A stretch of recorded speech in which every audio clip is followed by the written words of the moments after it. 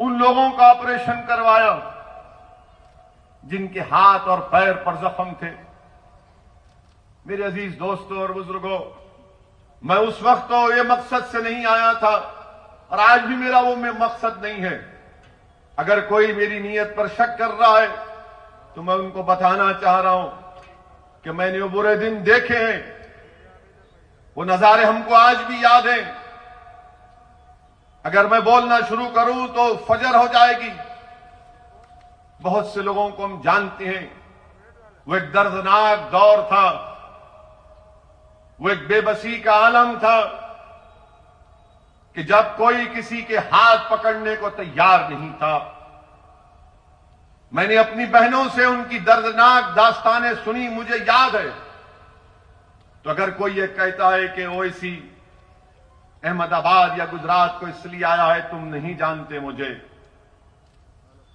2006 में बड़ौदा में एक दरगाह को खबर के साथ रोड वाइंडिंग में तोड़ दिया गया, फसाद हुआ था। मैं और उस वक्त के समाजवादी पार्टी के एमपी अबू आसिम साहब, हम दोनों यहां पर आए थे। बड़ौदा में एक याकूतपुरा इलाका है, पूछना जाकर वहां पर 10 ऐसे पेशेंट्स को ले जाकर मैंने हैदराबाद में उनका इलाज करवाया था। एक का पैर काटना पड़ा जख्मों की वजह से, तो हमने उसको मसनवी पैर लगाकर बड़ौदा भिजाया वापस। हमने काम किया, मगर जब आप हम पर उंगलियां उठाते हैं, सवाल हमसे करते हैं, तो आपका जवाब देने के लिए कह रहा हूं। यकीनन हम अकेले नहीं थे, बहुत सी फलाही तंजीमों ने काम किया। अल्लाह उन सबको सलामत रखे। मेरे अजीज दोस्तों और बुजुर्गों, एक बात आपको बताना चाहता हूं। मुझे सियासी तजुर्बा उतना नहीं है, मगर जितना भी है उस बुनियाद पर आपसे कह रहा हूं कि अल्लाह ने मुझे मौका दिया। हमारे वतन अजीज के मुख्तलिफ रियासतों में, मुख्तलिफ शहर और गांव में जाने का मौका मिला, और मैं ये बात बड़ी जिम्मेदारी के साथ कह रहा हूं। मैं पैगाम दे रहा हूं अहमदाबाद के मुसलमानों को, अहमदाबाद के, गुजरात के, अहमदाबाद के आदिवासियों को, दलित भाइयों को, बहनों को, जो कमजोर और मजलूम अवाम है, आपको पैगाम दे रहा हूं। याद रखो, जब तक आपके पास आपकी एक सियासी ताकत नहीं होगी जो कांग्रेस और बीजेपी से आजाद, जिनकी जबानों पर ना नरेंद्र मोदी का खौफ, ना कांग्रेस का खौफ, वही सियासी क़ियादत, वही सियासी नुमाइंदे आपके मसाइल को हल कर सकते हैं। ये हमारे भारत की जमहूरियत की तल्ख हकीकत है। अगर आप ये समझेंगे कि कैसे जीतोगे, क्या हासिल करोगे तुम असदुद्दीन ओवैसी, मैं आपको बताने आया हूं। तुम एक बार एक तो हो जाओ, तुम एक शीशा पिला हुई दीवार बन जाओ। तुम तमाम एक दूसरे के भाई और बहन बन जाओ, चाहे तुम मुसलमान हो, आदिवासी हो, दलित हो या गरीब हो, कमजोर हो। तुम एक दूसरे के गम को समझना सीख लो। तुम दूसरे का गम अपना गम समझो। किसी के सीने में तकलीफ होती तो जरूरी है कि तुम्हारा दिल भी उसकी तकलीफ को महसूस करे। याद रखो, जब तुम ये कैफियत पैदा कर दोगे तो दुनिया की बड़ी बड़ी ताकतें तुम्हारे सामने आकर अपना सर झुकाएंगी और तुमसे पूछेंगी, बताओ तुमको क्या तकलीफ है, हम तुम्हारा काम करने को तैयार हैं। ये काम आप उसी वक्त करेंगे जब इस आने वाले बल्दिया के चुनाव में 21 मंजलिस के जो उम्मीदवार हैं, आप अपना एक एक वोट देकर पतंग के निशान पर बटन या स्टैंप मारकर उनको कामयाब करेंगे। ये सियासी सफर का आगाज है। सिर्फ अहमदाबाद या गोधरा या दीगर मुकामात के बल्दी इलेक्शन तक ये सियासी सफर नहीं रुकने वाला है। अगर आपने थोड़ी सी हरकत की, इत्तेहाद का मुजाहरा किया और बेखौफ होकर पूरे इत्मीनान और एतमाद के साथ मजलिस का साथ किया, तो यकीनन वो दिन दूर नहीं है जब हम असेंबली के इंतखाबात में हिस्सा लेंगे, असेंबली के इलेक्शन में मजलिस के नुमाइंदे कामयाब होंगे, बीटीपी के उम्मीदवार कामयाब होंगे और मुत्तहिदा और मुश्तरिका ताकत का मुजाहरा गुजरात के असेंबली में किया जाएगा। जब तक कोई लड़ने वाला नहीं होगा, जब तक कि कोई आपके मसाइल को बयान करने वाला नहीं होगा, क्योंकि आप कहेंगे कि हां कांग्रेस से भी जीते, दूसरी पार्टी से जीते। मेरे भाई, अगर ये अच्छे होते तो असदुद्दीन ओवैसी हैदराबाद से यहां पर नहीं आता। ये खराब है, ये डरते हैं मोदी से, ये डरते हैं आरएसएस से, इसलिए डरते हैं कि इनको खुदा पर एतमाद नहीं है, इनको अपनी जिंदगियों से मोहब्बत है, ये मौत से डरते हैं, वहन पैदा हो चुका है इनके दिलों में। मजलिस का एक एक रुकन सिर्फ अल्लाह से डरता है और कोई इंसान से हम नहीं डरने वाले हैं, चाहे कोई भी हो। वक्त का वजीर आजम अगर नरेंद्र मोदी भी हो तो वजारत उज़्मा के ओहदे की इज्जत करते हैं, मगर नरेंद्र मोदी की शख्सियत से खौफ नहीं खाते, ना कभी खाएंगे इंशाअल्लाह ताला। इज्जत यकीनन वजारत उज़्मा के ओहदे की है, मगर कोई कहे कि डरो नहीं, डरना नहीं होता। अगर कोई कहेगा सर झुकाओ, नहीं हो सकता। झुकाना उसके आगे है जो जमीन व आसमान का खालिक है। इंसान के आगे ना भीख मांगना, ना किसी के आगे सर झुकाना। तो क्या करेंगे आप मुत्तहिद रहकर भारत की जमहूरियत, भारत का संविधान जिसको बाबा साहिब अम्बेडकर ने बनाया, वो हमसे ये मुतालबा करता है कि ना तुम डरो, ना किसी के सामने भीख मांगो, बल्कि भारत का संविधान तुमसे ये पुकार कर कह रहा है कि अगर तुम आजादी चाहते हो, तुम मसावात चाहते हो, तुम भाईचारगी चाहते हो, तुम इंसाफ चाहते हो, तो सियासत में सिर्फ वोट डालने वाली मशीन मत बनो, बल्कि वोट को हासिल करो, लीडर बनो, कायद बनो, नेता बनो और कौम के मसाइल को, चाहे वो कौम मुसलमान हो, आदिवासी हो, दलित हो, उनके मसाइल को, उनके पैगाम को लेकर आगे बढ़ो। ये पैगाम मजलिस इत्तेहादुल मुस्लिमीन आपको देने आई है और मुझे यकीन है कि इंशाअल्लाह ताला आप इस पैगाम को, मेरी इस बात को समझेंगे।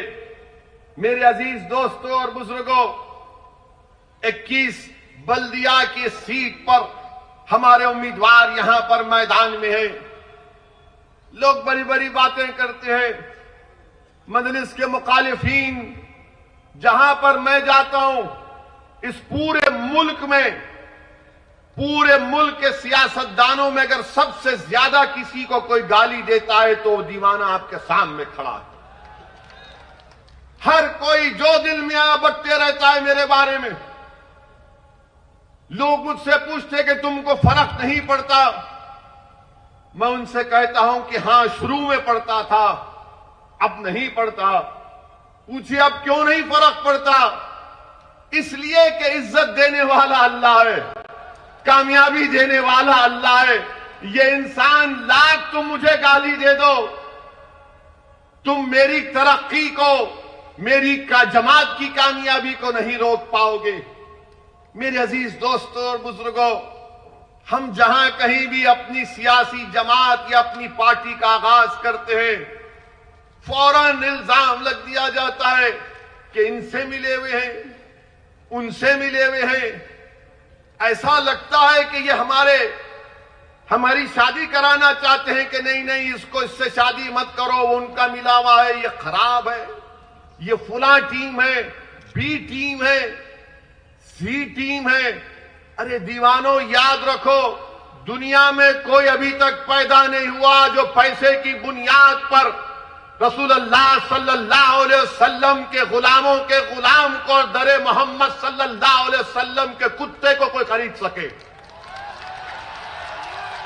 तुम बार बार ने इनसे मिले, अरे तुम मिले हुए हो, तुम्हारी सोच में मिलावट। अगर तुम अच्छे होते तो तुम जीत जाते, बीजेपी को हरा देते गुजरात से। तुम में ना होश है, तुम में ना प्लानिंग है, ना तुम में कोई अंग्रेजी में जो कहते कि इंटेलेक्चुअल ऑनेस्टी है। तुम मिले हुए हो, तुम हिंदुत्व का मुकाबला हिंदुत्व से करना चाहते हो, तुम हिंदू नेशनलिज्म का मुकाबला हिंदू नेशनलिज्म से करना चाहते हो। मजलिस क्या पैगाम दे रही है कि हिंदुत्व का मुकाबला संविधान से किया जाएगा जिसको बाबा साहब अंबेडकर ने बनाया है। हिंदू नेशनलिज्म का मुकाबला इंडियन नेशनलिज्म से किया जाएगा। इंडियन नेशनलिज्म सब उसमें आते हैं, मगर ये पार्टी बोलती है कि नहीं नहीं। अरे तुम वो लोग हो जो इलेक्शन में इलाकों में कैंपेन करने जाने डरते हो, इंतखाबी मुहिम चलाने से डरते हो। तुम वो लोग हो और तुम हम पे उंगलियां उठाते हो और फिर आप हमसे कहती हैं यही कांग्रेस पार्टी, इनके 12 एमएलए जीते कांग्रेस से, आपने उनको वोट दिया और नरेंद्र मोदी के गोद में जाकर बैठ गए अपनी पार्टी से इस्तीफा देकर। ये 12 अगर भागे तो क्या मैं उनको गुलाब जामुन खिलाकर भिजाया मोदी के पास? ये 12 अगर भागे तो क्या महेश भाई उनको बुलाकर आदिवासियों का खाना खिलाए थे कि खा खड़कनाथ की मुर्गी और भाग मोदी के पास? वोट आपने दिया और गाना गाते हैं मोदी का और इल्जाम लगाते मुझ पर। अरे अपने गिरेबान में आप झांक कर देख लो, बहुत गंदगी है आपके गिरेबान में, मगर गिरेबान में नहीं झांक सकते इसलिए कि आपकी गर्दन बहुत मोटी हो चुकी है। इतनी मोटी हो चुकी है कि आप ये समझते हैं कि हम इस मुल्क में हुकूमत करने के लिए पैदा हुए। वो जमाना चला गया, वो जमाना चला गया, वो जमाना नहीं रहा। आप ये भी जानते हैं कि पार्लियामेंट के चुनाव हुए 2019 में, आप तमाम में कितनों ने बीजेपी को वोट नहीं दिया? हाथ उठाइए, डरिए मत। आप दिए, उठाओ।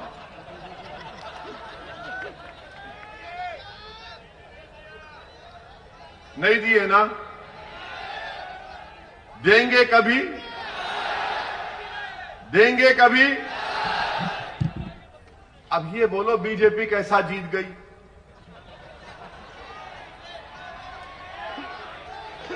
कैसा जीती बीजेपी?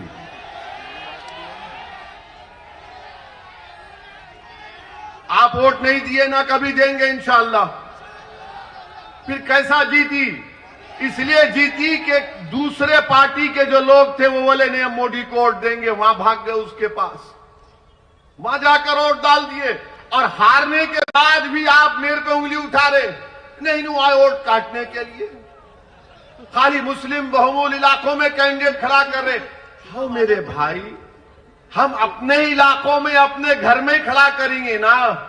दूल्हे की बारात घर से निकलती, गैर के घर से नहीं निकलती।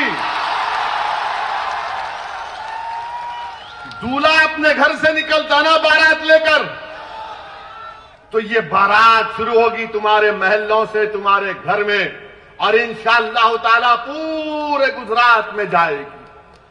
आज मीडिया के लोग आके बोल रहे वहां से खड़ा करे, वहां से खड़ा करे।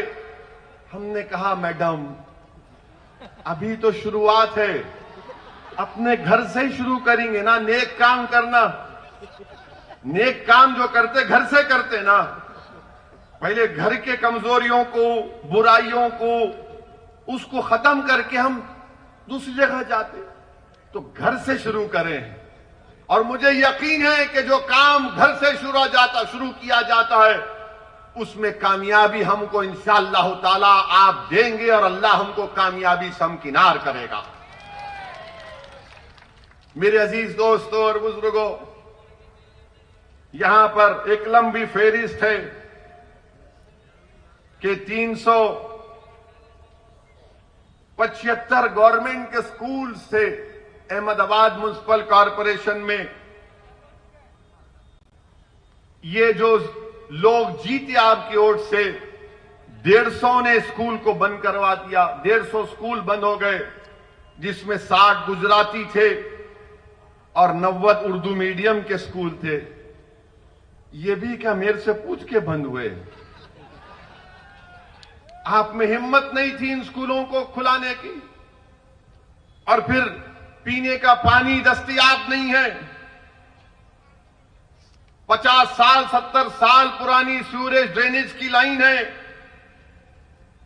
उस पर भी आपको कुछ करना नहीं है। ये रिवर फ्रंट है। मोदी जी, आपने रिवर फ्रंट तो बना दिया, मगर जो मुस्लिम और दलित इलाके हैं वहां पर कौन सा काम करवाया? बताइए मोदी जी, आपकी पार्टी और क्या आपकी हुकूमत ने? दुनिया को दिखाने के लिए रिवर फ्रंट, मगर जो मुस्लिम और दलित इलाके हैं वहां पर पीने का पानी की लाइन नहीं, ड्रेनेज लाइन नहीं, फ्लाईओवर नहीं, और ट्रैफिक में घंटों गाड़ियां रुक जाती हैं। मगर मोदी जी कहेंगे गुजरात आओ, रिवर फ्रंट देखो। हम आपसे कहेंगे आओ हमारे घर को देखो, हमारे इलाकों को देखो जहां पर दलित और मुसलमान बसते हैं। ये जो जीत कर गए, ये नहीं बोल सकते ये बात, क्योंकि इनको इजाजत नहीं है अपने सियासी बाप के खिलाफ कोई बात करने की।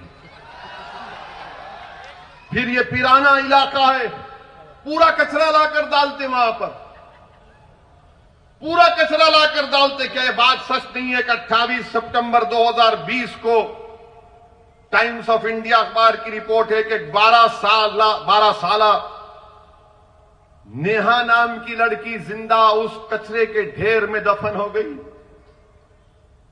जो बड़ी बड़ी बातें करते हैं गुजरात में ऐसा हो रहा है, गुजरात में ये हो रहा है, हो रहा होगा, मगर कचरे के ढेर में अगर एक 12 साल की नेहा डूब कर मर जाती है, अपने भाई के साथ गई, क्यों गई? वो इसलिए गई कि वहां पर खिलौने तलाश करना चाहती थी। कचरे के ढेर में नेहा 12 साला लड़की अपने भाई के लिए, अपने लिए खिलौने तलाश करना चाहती थी और अपनी जान खो दी। रिवर फ्रंट भी है और वो पिराना का कचरों का अंबार भी है। अब आपको कौन सी चीज पसंद है, आपको फैसला करना पड़ेगा। ये रिवर फ्रंट दिखने में बहुत अच्छा है, मगर मैं तुमसे कह रहा हूं नजर वहां पर नहीं, नजर घर पर रखो, नजर घर पर रखो, घर के बाहर रखो। और हम आपसे वादा कर रहे हैं कि जिताओ मजलिस के 11 कॉरपोरेटर को, इंशाअल्लाह ताला रिवर फ्रंट की तरह आपके महल्लों में तरक्की के काम कराएंगे। और अगर काम नहीं होगा और अगर सरकार काम नहीं करेगी तो असदुद्दीन ओवैसी आकर अहमदाबाद में धरना देगा, सत्याग्रह करेगा। ये गांधी की सरजमीन है। अहमदाबाद की रोड पर आकर मैं खुद बैठूंगा तुम्हारे साथ। मेरे अजीज दोस्तों और बुजुर्गों, फिर एक और इलाका मख्तमपुरा में हमारे कैंडिडेट सद्दाम हनीफ के वालिद ने बोरवेल के लिए जमीन दी, तो कांग्रेस के लोगों ने कहा नहीं, तेरी जमीन नहीं होना, हम बोरवेल लगाएंगे, उसका पैसा भी वसूल करेंगे और लोगों से पैसा लेंगे भी। हम जमीन देने तैयार सद्दाम के वालिद। ये इनका मामला है। 200 दुकानों को डिमोलिश कर दिया गया, कोई वहां पर नहीं गया। ये आपको समझना है इन चीजों को। अगर आपके नुमाइंदे कामयाब होते हैं तो आपके गम को, आपकी तकलीफ को समझेंगे, आपके लिए दौड़ेंगे, आपके लिए काम करेंगे। जब रिवर फ्रंट के लिए पैसा आए तो फिर इन गरीब मुस्लिम और दलित इलाकों में पैसा क्यों नहीं है? कोई पूछने वाला नहीं है, कोई लड़ने वाला नहीं है। मेरे अजीज दोस्तों और बुजुर्गों, इन चीज पर आपको गौर करके 21 तारीख को एक तारीखी फैसला आपको लेना है और अहमदाबाद की आसमानों में इंशाअल्लाह ताला अब आपको पतंग को पिलाना है और सिर्फ हर जगह 21 तारीख के दिन लोग ये बता देना कि हां, हमारे महल्लों में, हमारे घर में, हमारे इलाकों में सिर्फ पतंग ही पतंग चल रही है, दूसरा कोई वहां पर नजर नहीं आना चाहिए। मेरे अजीज दोस्तों और बुजुर्गों, मैं एक बात शुरू में कहना चाहता था जो जहन से निकल गई। मैं अल्लाह से दुआ करता हूं कि उत्तराखंड में जो सैलाब आया है धौली गंगा नदी में, जिससे कई लोग अभी भी फंसे हुए हैं, हम अल्लाह से दुआ करते हैं कि उत्तराखंड में अल्लाह वो तमाम लोग जो उस सैलाब में फंसे, अल्लाह उन तमाम को राहत दे, अल्लाह उनकी जानों को बचाए। और हम अल्लाह से दुआ करते हैं कि अल्लाह जल्द से जल्द उनको उस तकलीफ और मुसीबत से निजात दे। मेरे अजीज दोस्तों और बुजुर्गों, एक और बात जो बीजेपी की गवर्नमेंट कहती है कि हमने गुजरात में ऐसा कर दिया, वो कर दिया। गुजरात की हाई कोर्ट 5 फरवरी को एक केस आया और उस केस में गुजरात हाई कोर्ट के 2 जजेस ने क्या कहा, मैं वो कारोबार करने वालों से कह रहा हूं जो बिजनेस करते हैं, माहिर हैं कारोबार में गुजराती भाई हमारे। गुजरात हाई कोर्ट में एक भारत एसिड एंड केमिकल एक केस गया जिसमें इस भारत एसिड एंड केमिकल के मालिक ने कहा कि मुझको जीएसटी के लोगों ने मुझे डराया, धमकाया और मुझसे कहा कि तुझको 9 करोड़ रुपये भरना पड़ेगा जीएसटी, और 33 घंटे उसको रोक के रख लिए। 8 दिन उसके घर में बैठे रहे। वो गुजरात हाई कोर्ट को गया तो गुजरात हाई कोर्ट के 2 जजेस ने कहा कि हां, ये कोई ताज्जुब की बात नहीं है कि सबसे ज्यादा जीएसटी गुजरात में कलेक्ट होता। ये गुजरात हाई कोर्ट का जो लाइव लॉ वेबसाइट में रिपोर्ट हुआ है, 33 घंटे उसको रोक के रख लिए और उससे कहे कि तुम 9 करोड़ रुपए जमा कराओ। मोदी जी, ये कैसे हो रहा है गुजरात में? जीएसटी के नाम पर डराया जा रहा है, कारोबार करने वालों को कमजोर किया जा रहा है। ये गुजरात का, अब आप आ जाइए, बहुत लंबा रिकॉर्ड है इन लोगों का। एक और रिकॉर्ड है माशाअल्लाह, आपको जानकर गम होगा कि जो बच्चों में एनीमिक होते हैं, जिसमें खून की कमी होती है, जो 6 महीने से 5 साल के बच्चे गुजरात में, 6 महीने से 5 साल, खुद मोदी हुकूमत की रिपोर्ट अब भी आई, नेशनल फैमिली हेल्थ सर्वे 5, ये कहती है कि 80% गुजरात में 6 महीने से 5 साल के बच्चों में खून की कमी, एनीमिक। बताओ मोदी जी, ये कैसे हो रहा है? तो मोदी जी बोलेंगे, मैं छोड़ के चला गया ना, इसलिए हो रहा है। हो सकता भाई, मजाक। मोदी जी खुद बोले कि कभी कभी ह्यूमर करना चाहिए, मजाक करना चाहिए, सीरियस मत लीजिए संघ परिवार वालों। फिर एक और बात, जो बच्चे स्टंटेड होते हैं, यानी जिनकी उम्र के लिहाज से हाइट होना कम, वेस्टेड यानी उनका वेट जो होना वो कम, वजन कम होता है, वो 38 से 39% हो गया। गुजरात तरक्की कर रहा है। जो हमारी बहनें जिस उम्र में आकर बच्चे पैदा करती हैं, 65% वो महिलाओं को एनीमिक है, खून की कमी है। गुजरात तरक्की कर रहा है। अच्छा, ये बोलते हैं कि वर्क पार्टिसिपेशन रेट कितना है मुसलमानों का? 61% है। कितना है हमारे हिंदू भाइयों का? 71% है। ये गवर्नमेंट ऑफ इंडिया का रिकॉर्ड है, मैं नहीं बनाया हूं। मैं संघ परिवार और बीजेपी से पूछना चाहता हूं, ये डिफरेंस क्यों है वोट पार्टिसिपेशन रेट में? मुसलमानों का भी 71% होना चाहिए ना, क्यों नहीं करते आप? इसलिए नहीं करते कि कोई लड़ने वाला नहीं है, कोई पूछने वाला नहीं है। अच्छा, आपको मालूम कितने मुसलमान मैट्रिकुलेशन करते हैं गुजरात में? 26% खाली। इसका जिम्मेदार मैं हूं। जिसको आपने वोट दिया, पूछो उनसे कि 26% मैट्रिकुलेशन करेंगे। और फिर एक सेग्रीगेशन इंडेक्स है। पूरे भारत में अगर हिंदू और मुसलमान अलग रहते हैं तो अहमदाबाद में रहते हैं। क्यों रहते हैं बताओ? क्या मैंने कहा मिलाओ ना मोदी जी? क्यों नहीं मिलाते आप? यह सेग्रीगेशन इंडेक्स कहता है। मेरे अजीज दोस्तों और बुजुर्गों, गुजरात में अमन है। यह कहते हैं, मोदी जी का नेशनल क्राइम रिकॉर्ड्स ब्यूरो का डेटा है, 2018 में 39 कम्युनल राइट्स हुए, 2019 में 6 कम्युनल राइट्स हुए।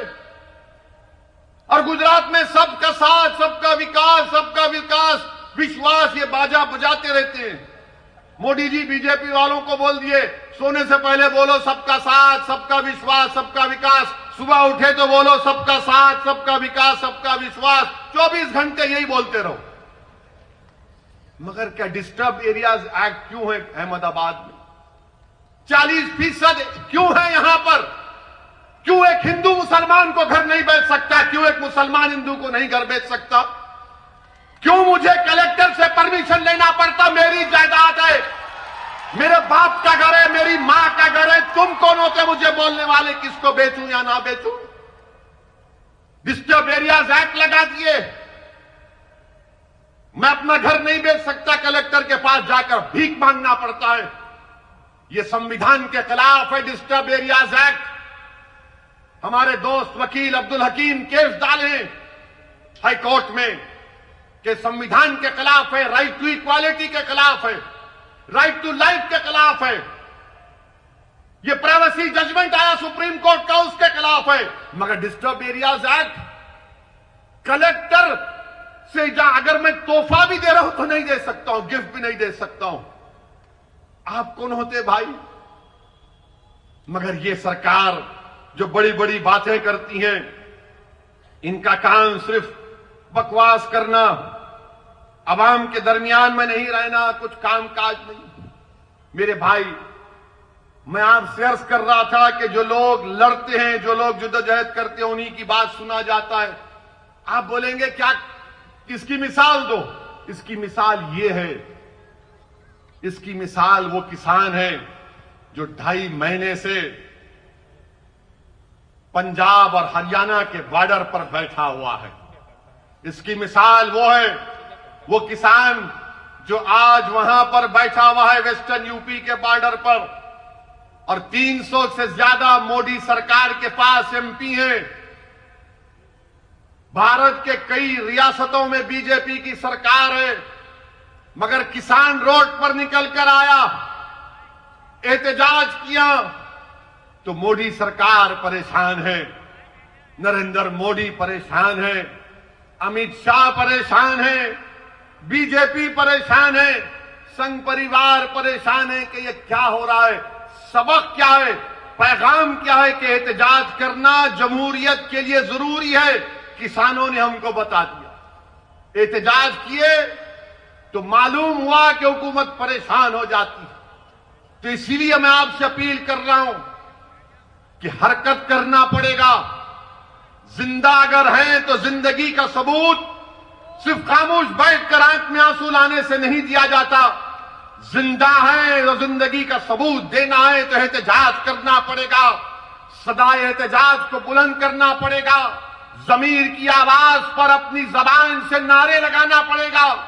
अगर दिल जलता है तो अपनी जबान पर लाकर हुकूमत के ऐवानों में बताना पड़ेगा।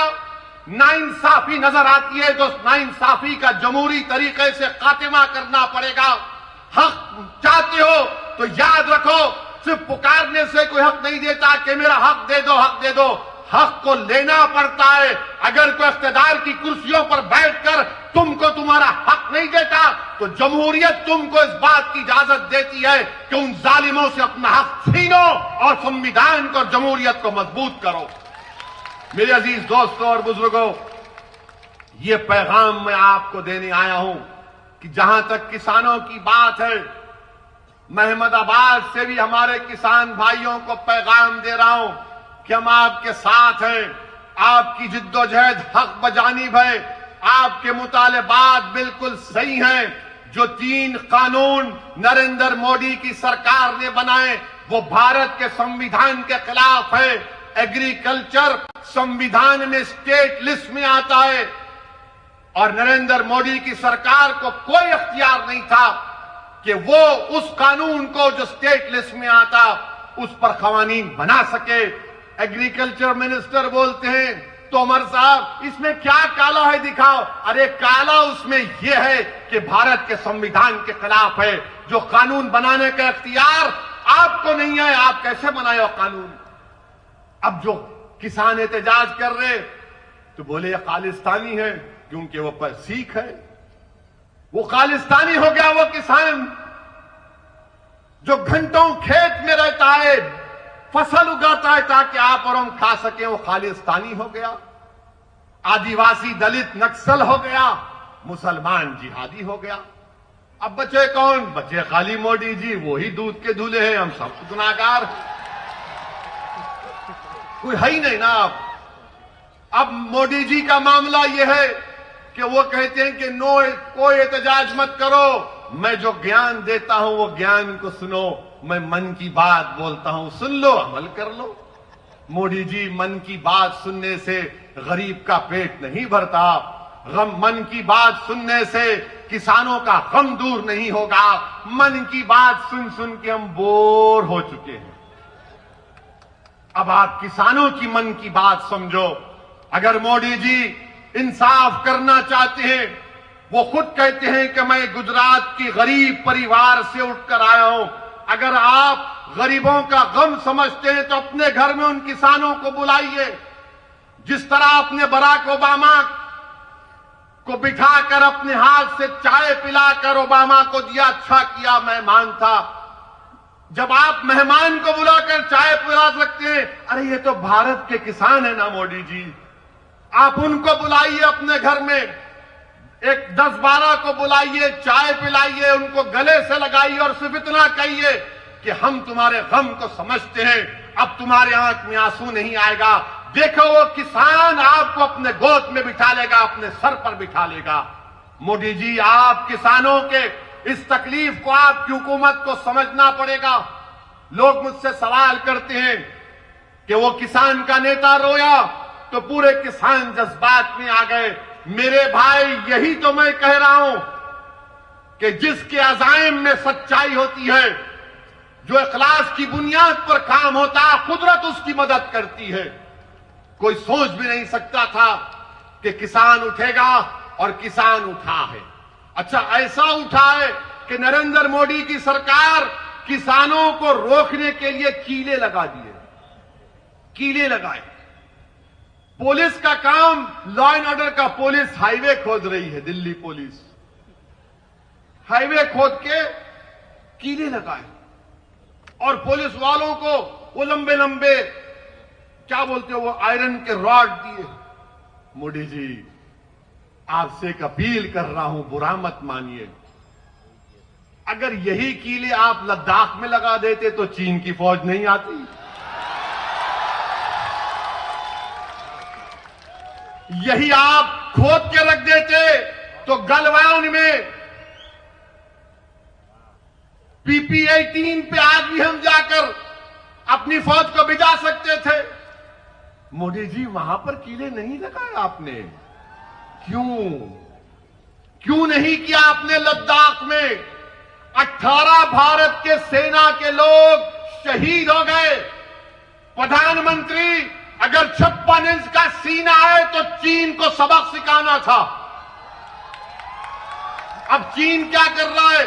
1000 स्क्वायर किलोमीटर जमीन जो भारत के एलएसी में चीन कब्जा करके बैठा है। और मोदी जी बोलते हैं भाइयों बहनों, सबका साथ, सबका विश्वास, सबका, ना कोई था ना कोई रहेगा। 1000 स्क्वायर किलोमीटर पर चीन की फौज भारत के एलएसी की जमीन पर बैठी है। अरुणाचल प्रदेश में गांव बसा दिए भारत की जमीन पर। सिक्किम में नटकुला में चीन की फौज। मोदी जी दिखाइए ना। तो मोदी जी अपनी जबान से वजीर आजम चाइना का नाम नहीं ले, सबका नाम ले लेंगे, सबको नाम रख देंगे, मगर चाइना का ही नाम नहीं लेते। अब मैं वजीर आजम से कह रहा हूं कि मैं अहमदाबाद से इस रिवर फ्रंट के सामने खड़े होकर जिस मुल्क का नाम हमारा वजीर आजम लेने से डरता है, हम कह रहे हैं कि चीन चाइना की पीएलए भारत की 1000 स्क्वायर किलोमीटर पर कब्जा करके बैठी हुई है। प्रधानमंत्री अपनी जबान से चाइना का नाम लो। क्यों नहीं लेते चाइना का नाम आप?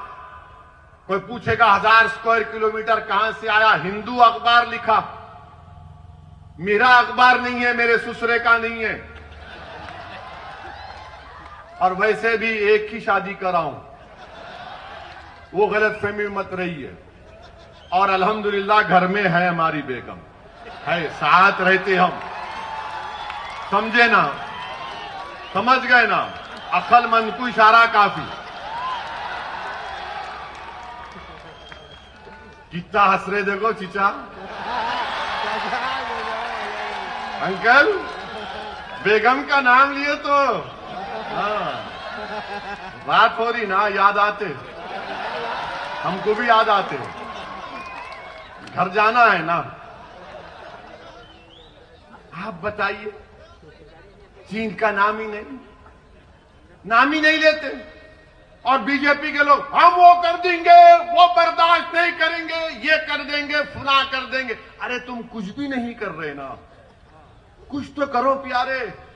खाली टीवी चैनल पर आकर बैठकर दे लंबा लंबा छोड़ते, ओ लंबा लंबा। एक जोक बोलता हूं, बुरा मत मानिए, जोक है। मोदी जी भी मन की बात में बोले कभी कभी ह्यूमर होना चाहिए। तो मोदी जी सऊदी अरब गए। सऊदी अरब सुन ली, याद है? बोलूं? बोल। तोप को देखे रियाद में, पुरानी तोप रियाद में थी। हमारे वजीर आजम हर चीज को बड़ा गहराई से देखते हैं। गोल गए। जोक है, सच्चाई नहीं है, लिटिल ह्यूमर, लाइटर वेन में। तो वहां पर जाकर प्रधानमंत्री ने उस अरब शेख से पूछा कितना फेंकती?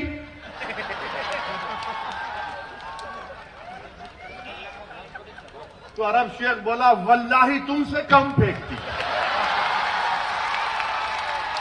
जोक है, ह्यूमर है।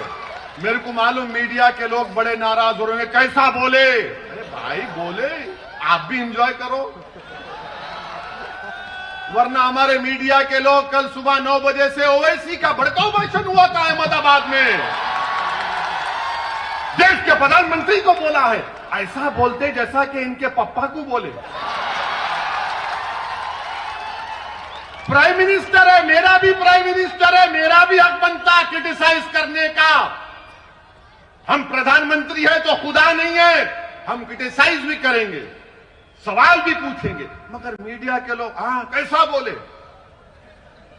वो अंग्रेजी में कहावत है ना, more loyal than the king. इनको बड़ी तकलीफ हो जाती मीडिया वालों। अब मार्च के बाद अपनी नौकरी की फिक्र करो। तुम्हारी नौकरियां जाने वाली हैं, अल्लाह तुमको बचाए। मार्च के बाद ये सब जाने वाले हैं, बहुत की नौकरियां जाने वाली, अभी जा रही है। ये मीडिया के लोग जानते, देखो मुंडियां हिला रही, यूं कर रहे, बोल नहीं सकते ना, खाली ऐसा करे तो समझ जाना हम आपके साथ है। मार्च के बाद पूरी जाने वाली है नौकरियां। नौकरियां नहीं रहे, भारत बहुत बुरा हाल है। मोदी जी से आप पूछो देश की इकोनॉमी क्या हो रही मोदी जी, तो एक कार्टून है अखबार का, मैं नहीं कर रहा हूं, वो कार्टून में मोदी जी का कार्टून है, फोटो है। लोगों ने सवाल किया क्या हो रहा है देश में, तो मोदी जी ने कहा मित्रों जीडीपी दौड़ रहा है। तो जीडीपी क्या है, गैस की कीमत बढ़ गई, डीजल की कीमत बढ़ गई, पेट्रोल की बढ़ गई। मोदी जी कह रहे देखो जीडीपी दौड़ रहा है।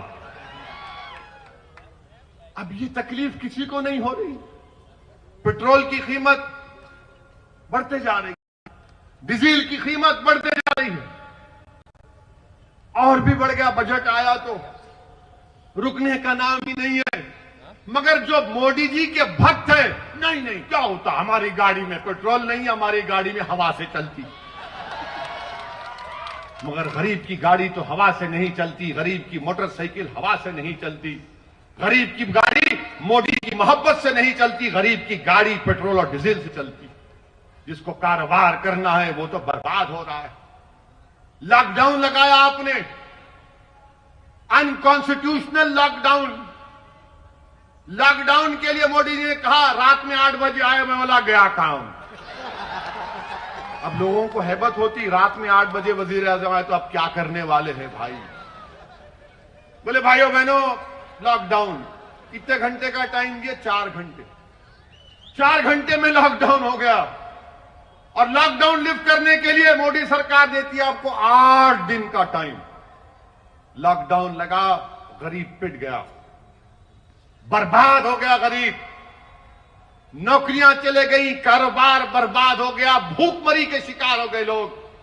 आपको मालूम इनफॉर्मल सेक्टर में भारत में 10 करोड़ नौकरियां चले गई, करीब 25-30 लाख फॉर्मल सेक्टर की तनख्वाहें लोगों की कम हो गई। मगर कोई बोलता ही नहीं है ना। क्यों नहीं बोलते तुम, ये बात बताओ हमको। हम क्यों बोले, तुम क्यों नहीं बोलते? तुम्हारी जबानें क्यों रुकी हुई हैं बताओ। और पूरे मुल्क में कोरोना चल रहा, लॉकडाउन आपने गलत किया। जनवरी के आखिरी हफ्ते में पहला कोरोना का पेशेंट केरला में आया, इटली से आए थे। जब पूरा कोरोना बढ़ गया तो देखे किसको बलि का बकरा बनाओ, तबलीगी जमात को बना दिया। क्या कहा, ये तबलीगी जमात के लोग कोरोना जिहाद कर रहे। माशाल्लाह मोदी जी, आपके लोगों ने तो कोरोना को भी कलमा पढ़ा दिया, अशहदु अल्ला इलाहा इल्लल्लाह व अशहदु अन्ना मुहम्मद रसूलुल्लाह। माने कोरोना को भी आपने मुसलमान बना दिया। क्या दिमाग है आप लोगों का, माशाल्लाह। अल्लाह नजर बद से बचाए, ये दिमाग और बढ़ता रहे। तबलीगी जमात के लोगों को ले जाकर पकड़ पकड़ कर वहां डाल, यहां डाल, और टीवी पर तो माशाल्लाह रोज टीवी। ये तबलीगी जमात के लोग किए, इन्होंने कोरोना फैलाया, इनकी वजह से कोरोना फैला। और हमारे हिंदू भाइयों को ये बता दिया देखो मुसलमानों की वजह से कोरोना फैल गया। और हमारे हिंदू भाई बेचारे शरीफ हैं, मोदी जी जो बोलते यकीन कर लेते, अरे हो सकता भाई ये चेहरे पे टोपी, सर पे दाढ़ी, कुर्ता पैजामा, टखने के ऊपर पैजामा, हाँ ये करे होंगे, इनको क्या जरूरत थी। अरे बीमारी का कब से मजहब होता है बताओ। जहां जहां मुकदमा डाले कोर्ट ने निकाल कर फेंका, मुंह पे तमाचा मारा उन लोग, और कहा कि नहीं तबलीगी जमात या उसके जिम्मेदारान कोरोना फैलाने के जिम्मेदार नहीं है। एक के बाद एक कोर्ट ने कह दिया। जब पूरे मुल्क में तबलीगी जमात पर इल्जाम लगाया जा रहा था तो एक ही दीवाना था जो टीवी पर जाकर कह रहा था कि नहीं बीमारी का कोई मजहब नहीं होता। वो कौन था? वो असदुद्दीन ओवैसी था। कोरोना जिहाद, लव जिहाद, जमीन जिहाद, अब तो कॉमेडी जिहाद भी हो गया। यानी हर चीज को जिहाद से जोड़ते। ये लव और जिहाद कहां से आ गया बाबा? मोहब्बत तो अंधी होती ना, बहुत से लोग किए होंगे, सर से चीखा मार रहे हैं। करना भी चाहिए, बगैर मोहब्बत के कोई इंसान नहीं रहता, याद रखो। अल्लाह हमको जज्बात दिया, मोहब्बत करना जरूरी है, और सबसे पहली मोहब्बत करना है तो। मगर ये लोग लव जिहाद, अरे कै का लव जिहाद बाबा?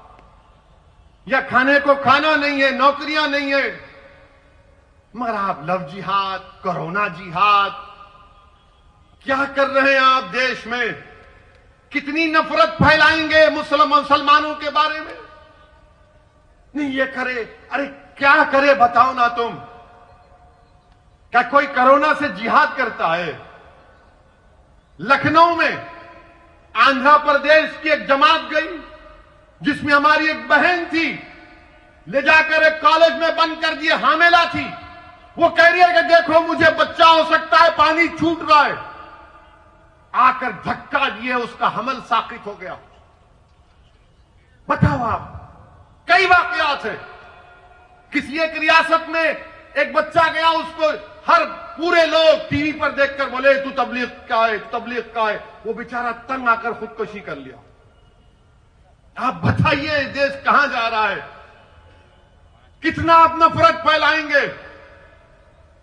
मोदी जी, मैं आपसे एक मोटा सवाल कर रहा हूं, आपकी सरजमीन में खड़े होकर। चाइना आज इस वक्त चाइना की फौज 2020 में क्यों भारत में घुसी? मोदी जी, कभी आपने सोचा? क्योंकि चाइना जानता है कि भारत के लोगों में दिल मिले हुए नहीं है। लव जिहाद चल रहा है, कोरोना जिहाद चल रहा है, एक दूसरे पर इल्जाम लगाए जा रहे हैं। सरकार देश की सरहदों की हिफाजत करने की बजाय देश की जनता में नफरत फैला रहे। तो चाइना घुस गया, मौका अच्छा है। इस पर कोई बात नहीं करेगा, कोई नहीं पूछेगा। हद तो यह हो गई कि एक लड़के को मध्य प्रदेश के जेल में उसको सुप्रीम कोर्ट ने बेल दिया। जेलर नहीं छोड़ता उसको। ये मीडिया की रिपोर्ट है, सब्जेक्ट टू करेक्शन। मीडिया ने कहा कि सुप्रीम कोर्ट के जज को जेल को फोन करके कहना पड़ा कि अहमको, मैंने बेल दिया, इसको छोड़ो। ये हमारे देश का हाल है। मेरे अजीज दोस्तों और बुजुर्गों, मैं आपको ये पैगाम देने आया हूं कि आपको अपने हिम्मत और हौसले को बुलंद रखना पड़ेगा। मैं नौजवानों से और नौजवानों के जिम्मेदारों से अपील करने आया हूं कि हम अपने नौजवानों की जवानी को रोड पर बर्बाद होने से बचाएंगे। हम अपने नौजवानों को जेल की सोबतों से बचाएंगे। ये नहीं हो सकता संघ परिवार वालों कि हमारे बच्चों की जवानी रोड पर बर्बाद हो जाए या जेल में सड़ जाए और आपके बच्चे अमेरिका जाकर अपनी जिंदगी को अच्छा बना लें। अब जवानी को बचाएंगे, उसको एक सही राह पर लेकर जाएंगे, जीने के मकासद समझाएंगे, जिंदगी उसूल पर गुजारने की तरगीब करेंगे। अब ये नहीं हो सकता संघ परिवार के लोगों कि हमारी बच्चियों को तहफ्फुज ना मिले, उनको तालीम ना मिले और किसी और की बच्ची तालीम भी हासिल करे और तहफ्फुज भी मिले। अब हम अपनी बच्चियों को तहफ्फुज भी पहुंचाएंगे, तहफ्फुज भी फराहम करेंगे, उनको तालीम याफ्ता भी बनाएंगे। ये उस वक्त होगा मेरे अजीज दोस्तों और बुजुर्गों, जब आप मुत्तहिद रहेंगे, जब आप मुत्तहिद रहेंगे, अपने के वोट को समझकर इस्तेमाल करेंगे और तभी जाकर आपको कामयाबी मिलेगी। मेरे अजीज दोस्तों और बुजुर्गों, लोग पूछेंगे कि अगर साबिर की क़यादत में छोटू भाई वसावा के साथ मिलकर कामयाबी मिल जाती है तो क्या होगा? मेरे भाई, कामयाबी अगर मिलेगी ना तो कभी पार्लियामेंट को देखना हम दोनों को। 540 के ऐवान में 2 ही दीवाने बैठते हैं, बाकी के सब अक्लमंद हैं। और जब दोनों में से कोई एक खड़ा होता है तो सबके दिलों की धड़कन बढ़ जाती। क्या बोलेगा ये, देखो क्या बोलेगा ये, क्या बोला? मेरे भाई, वो मिजाज पैदा करना है। जब ट्रिपल तलाक का कानून आया तो किसने दस्तूर आईन के हवाले देकर बताया कि कानून खिलाफ है, दस्तूर के खिलाफ है?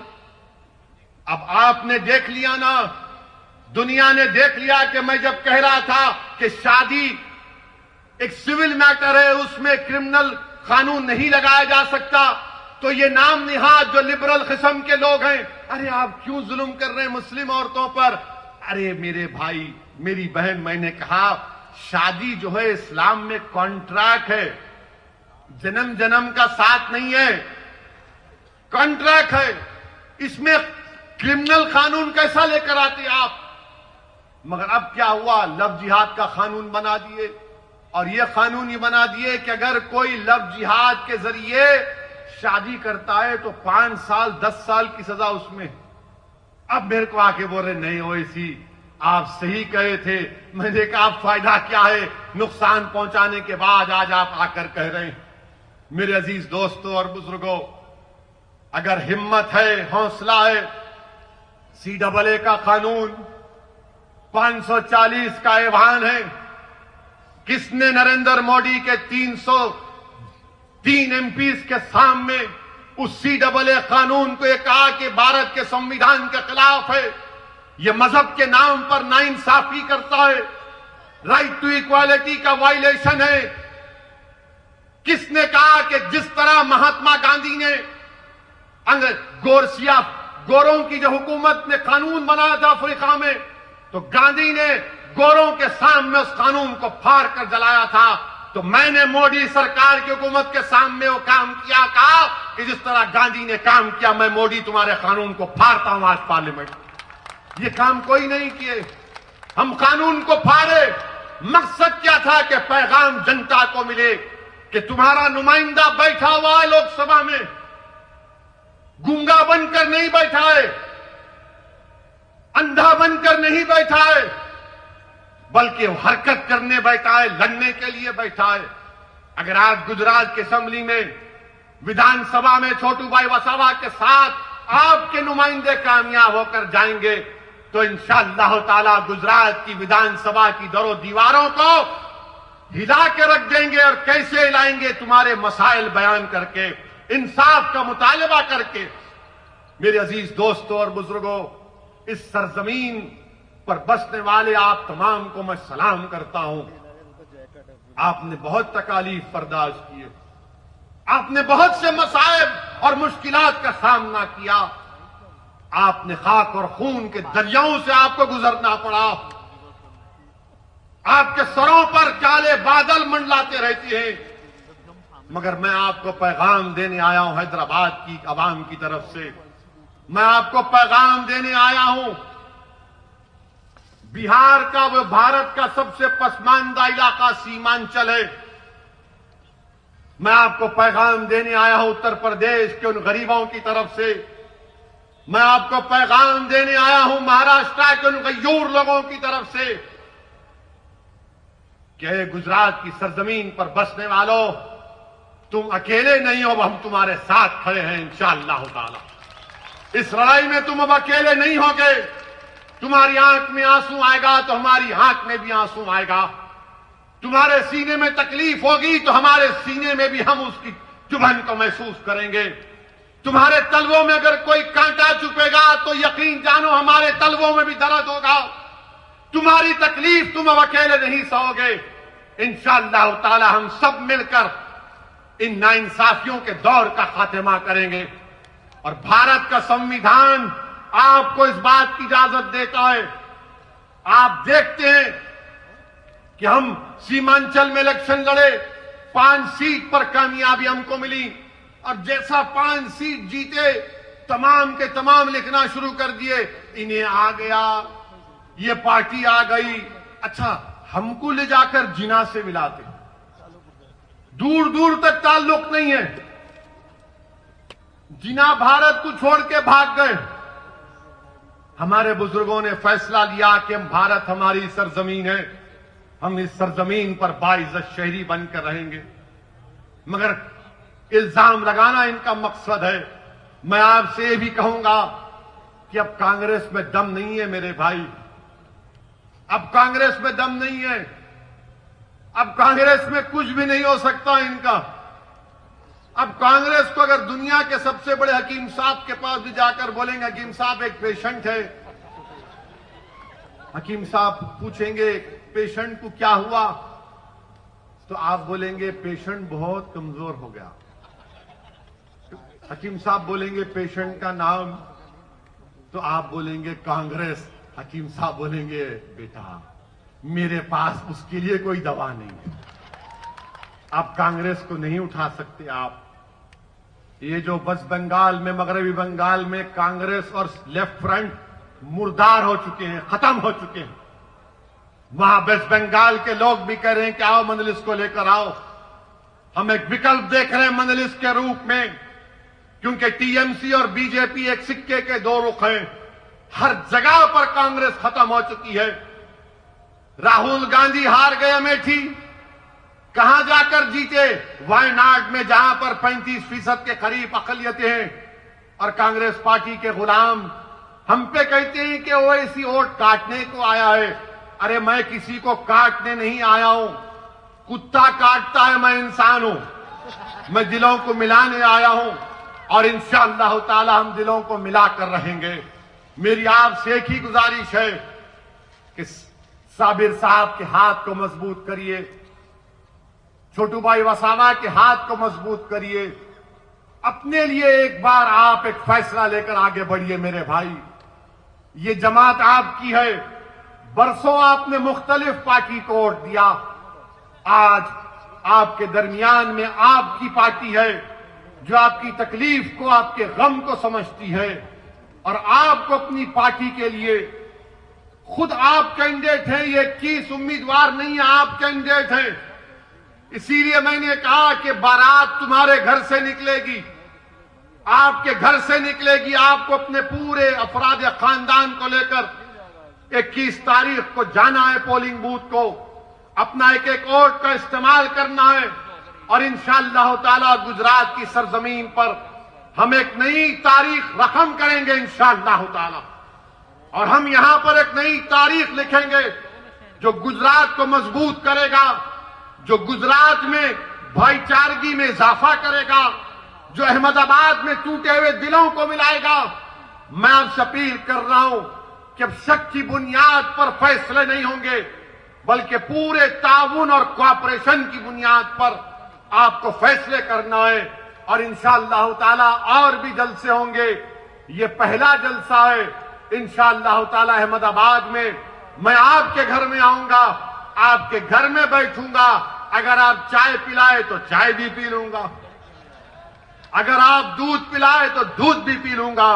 अगर आप कुछ भी नहीं करे, सिर्फ मेरे सर पे हाथ रख दो, सिर्फ मुझे हिम्मत दिलाओ और देखो ये दीवाना पूरे मुल्क में फिरेगा, आपकी बात करेगा। मुझे किसी चीज की जरूरत नहीं, अल्लाह जानता है। मैं जब तक जिंदा हूं, नाइंसाफी के खिलाफ लड़ना मेरी जिंदगी का मकसद है। मजलूमों का साथ देना मेरे जिंदगी का नज़्मुल ऐन है। इंसाफ के लिए लड़ना, यही लड़ते लड़ते चला जाऊंगा, क्योंकि अल्लाह मुझे बहुत कुछ दिया है। मगर जब ये नाइंसाफियों को देखता हूं, तकलीफ होती है, तिलमिलाहट महसूस करता हूं, गुस्सा आता है। मगर मेरे अजीज दोस्तों और बुजुर्गों, अब इस गुस्से को जमहूरी तरीके से हमको अपने मुकद्दर के फैसले करना पड़ेगा। मजलिस का साथ दीजिए, पतंग के निशान पर बटन दबाइए और 21 तारीख के दिन नौजवानों पतंग के लेकर खींच मारते हुए जाना हर चीज को। कोई इंशाअल्लाह ताला आपकी ताकत, आपके जज्बे के खिलाफ कोई सामने नहीं ठहरेगा। शुक्रिया। वाखिर दावाना अल्हम्दुलिल्लाहि रब्बिल आलमीन।